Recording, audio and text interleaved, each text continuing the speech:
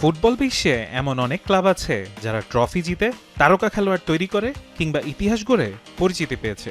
কিন্তু জার্মানির একটি ছোট্ট ক্লাব পরিচিত হয়েছে সম্পূর্ণ ভিন্ন কারণে। এটি হলো এফসি রোটাক এগার্ন। জার্মান ফুটবলের নবম স্তরের এই অপেশাদার দলটির সবচেয়ে বড় পরিচয় প্রতি বছর তারা মাঠে নামে বায়ার্ন মিউনিকের বিপক্ষে, আর বেশিরভাগ সময়ই শেষ হয় বিশাল ব্যবধানে পরাজয় দিয়ে। 2019 সালে বায়ার্ন মিউনিক জিতেছিল 23-0 গোলে। 2023 সালে স্কোর হয়েছিল 27-0। 2024 সালে অবশ্য রোটাক এগার্ন একটি গোল করে ছোট্ট ইতিহাস তৈরি করে।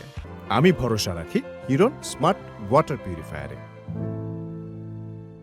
আর 2026 সালে বায়ার্নের কাছে তাদের হার 15-0 গোলে।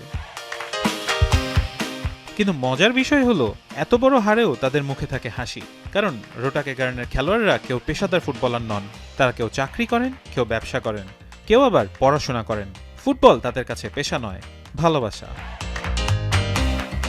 ভাবুন তো, জীবনে একবার হলো হ্যারি কেন, ওলিসে কিংবা মুসিয়ালার বায়ার্নের মতো বিশ্বসেরা দলের তারকাদের বিপক্ষে একই মাঠে খেলার সুযোগ। এটাই তো তাদের কাছে স্বপ্ন পূরণ। বাভারিয়ার মনোরম তেগেরন্সি হ্রদের পাশে অবস্থিত এই ছোট্ট ক্লাবের সঙ্গে বায়ার্নের এই প্রীতি ম্যাচ এখন এক ধরনের ঐতিহ্য। ম্যাচ থেকে পাওয়া অর্থ কাজে লাগায় স্থানীয় ফুটবলের উন্নয়নে। ফুটবলে সবাই চ্যাম্পিয়ন হতে পারে না, কেউ কেউ ইতিহাস তৈরি করে অন্যভাবে। আর এফসি রোটাক এগার্ন প্রমাণ করেছে কখনো কখনো বড় হারও একটি দলের সবচেয়ে বড় পরিচয় হয়ে উঠতে পারে। ফারহান ইহসান, এখন